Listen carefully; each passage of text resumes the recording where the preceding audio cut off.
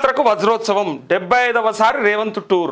ఇది రేవంత్ రెడ్డి గారు చేసినటువంటి వజ్రోత్సవం ఏందయ్యా అంటే 75 సార్లు. మళ్ళీ ఏమనంటే నేను గోళీలు ఆడుకొని పోతున్నా, టైంపాస్ చేయనీకి పోతున్నా, ఇంకా 100 సార్లు అన్న పోతా, 1000 సార్లు అయినా పోతా, 1,00,000 సార్లు అయినా పోతా అని చెప్పి తను చేసినటువంటి కామెంట్స్ మనందరం కూడా చూసినాం. అయితే ముఖ్యమంత్రి హోదాలో సగటున 13 రోజులకు ఒక హస్తిన ట్రిప్పు. 13 రోజులకు. అరే నెలకు 2 సార్లు పోవడంటే ఏంది కథ?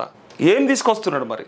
పోతే పర్వాలేదు, పోయినప్పుడల్లా ఏం తీసుకొస్తున్నారు, ఏమొచ్చింది, మెట్రో ఫేజ్ 1 పరిస్థితి ఏంది, మనకు లోన్ వచ్చినా రాలేదా, మళ్ళీ ఏమన్నా యూటర్నా, మళ్ళీ ఏమన్నా కేంద్ర మంత్రి అశ్విని వైష్ణవ్ దగ్గరకు పోవాలనా, లేకపోతే ఏంది అసలు ఇది?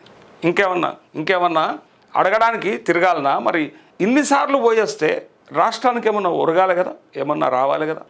ఏమున్నది, అలా పార్టీ ఆడు ఉంటుంది కాబట్టి ఖచ్చితంగా పోవాలి కావచ్చు, కానీ మా పైసలతో పోతుండు కదా.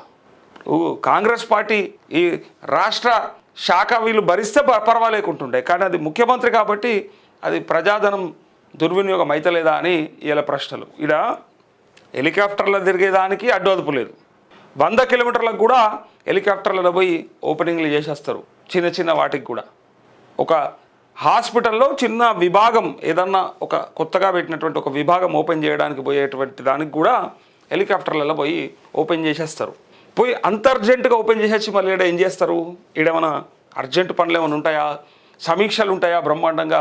మరి రాష్ట్ర ప్రజల కోసం ఏమన్నా గొప్ప నిర్ణయాలు తీసుకుంటారంటే మళ్ళీ మంచిగా దావతులల్లో, మళ్ళీ ఎంజాయ్మెంట్లల్లో, మళ్ళీ వాళ్ళ ముళ్ళెలు మూటలు కట్టుట్లా, ఎన్లైన్లో ఎట్లా బరాబర్ వసూలు చేసుకోవచ్చు, ఇట్లా ఇవన్నిట్లల్లో లెక్కలు తేలి ఆడుతూ ఉంటారు. మళ్ళీ మీదికి వెళ్ళి ఇగో మన కథ ఏడికి తీసుకొస్తారు. మళ్ళీ అప్పుల పాలు అయిపోయింది, రాష్ట్రం నష్టం అయిపోయింది, ఖరాబ్ చేసిపోయారు. మరి మీరెందుకు ఇన్నిసార్లు తిరగాలి, ఇంత ఖర్చు ఎందుకు, ఇదంతా ప్రజల మీద ఎందుకు? పోనీ ముఖ్యమంత్రి కాకపోయి ఉంటే సొంతానికి ఇన్నిసార్లు ఎవరైనా తిరుగుతారా?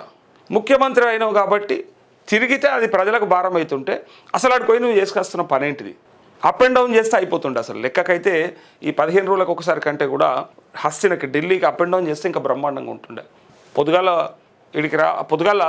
అడిగి పోవాలి, మధ్యాహ్నం సాయంత్రం వరకు మీటింగ్ అవి ఉంటే అక్కడ చేసుకోవాలి, మాట్లాడాలి, మళ్ళీ ఇడికి వచ్చి పరిపాలన చేయాలి. ఇవన్నీ ప్రజలు చేస్తున్నటువంటి కామెంట్స్. ఎందుకంటే 13 రోజులకు ఒకసారి పోయొచ్చారంటే ఏంది అసలు? ఇప్పుడు కేంద్ర మంత్రులు కలవద్దా, లేకపోతే వాళ్ళని కలవద్దా అని మాట్లాడేటోళ్ళకి ఒకసారి అర్థం చేసుకోవాలి. పోతే మమ్మల్ని ఎవడు దేక్తలేడు, పట్టించుకుంటలేరు, చెప్పులు ఎత్తుకపోతారేమో అని చూస్తున్నారు అని చెప్పిన తర్వాత ఇన్నిసార్లు తిరుగుడు ఎందుకే ఆ ముఖం పెట్టుకొని? ఏమక్కరా? ఇగో ఇదొక రికార్డిగా ఇప్పటిదాకా తెలంగాణ రాష్ట్రం నుంచి ఏ ముఖ్యమంత్రి, ఉమ్మడి ఆంధ్రప్రదేశ్ నుంచి కూడా అసలు ఏ ముఖ్యమంత్రి పోలేనన్ని సార్లు బ్రహ్మాండంగా పోయొచ్చాడు. ఇగో చూడరు, సీఎం రేవంత్ రెడ్డి మరో రికార్డుని తన ఖాతాలో వేసుకున్నారు. మళ్ళీ ఏదో ఇంగ్లీష్ మాట్లాడుతుండే, ఏదో వెజిటేరియన్, నాన్ వెజిటేరియన్ అని చికెన్ గురించి కొంత సోషల్ మీడియాలో మళ్ళీ మీమ్ అయిపోయింది, ఇక ట్రోల్ అవుతూ ఉన్నాడు.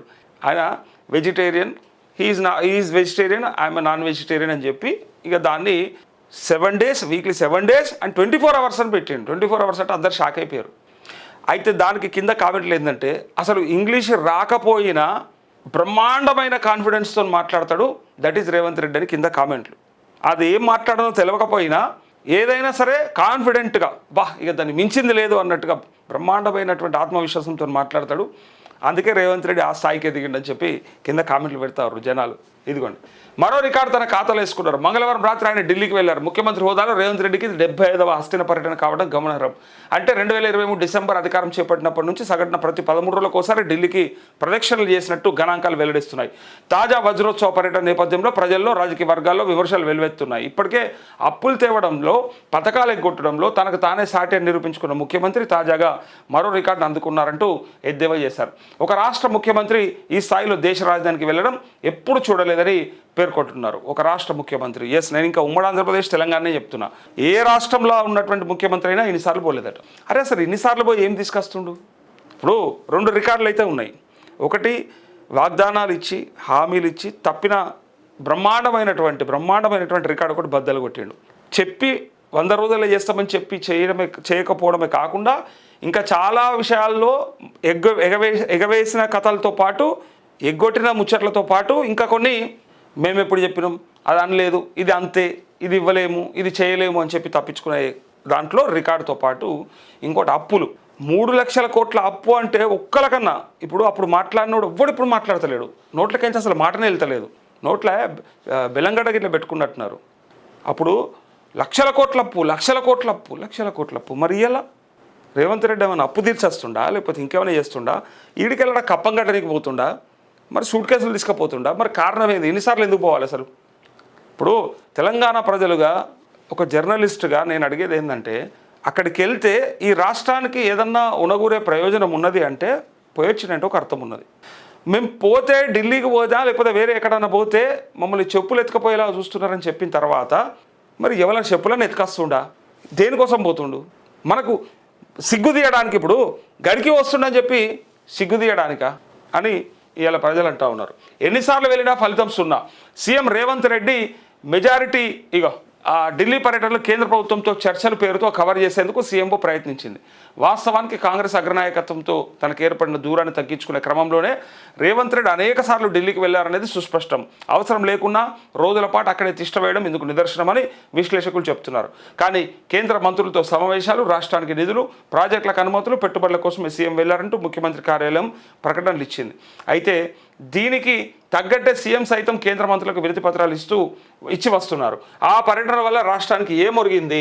పోతుండు, కలుస్తుండు, ఇస్తుండు. మరి ఏమొస్తుంది? మరి ఎందుకు తెస్తలేడు? బడేబాయ్ ఎందుకు ఒప్పుకుంటలేడు? బడేబాయ్ ఒప్పుకోకపోతే మరి మనం ఏం చేయాలి?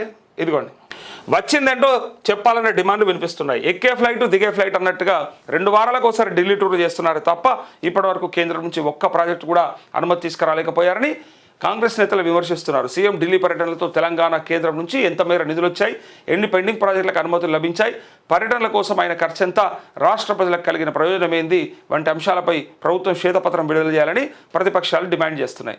ఇప్పుడు పోతే ఏమైనా అనుమతులు వచ్చినాయా? ఏమన్నా తీసుకొచ్చినావా? పోనీ ఏమన్నా నిధులు వచ్చినాయా? ఇంకేమన్నా తీసుకురావడానికి ప్రయత్నం జరుగుతూ ఉందా? పోతున్నాం, వస్తున్నాం, ఇస్తున్నాం, వస్తున్నాం.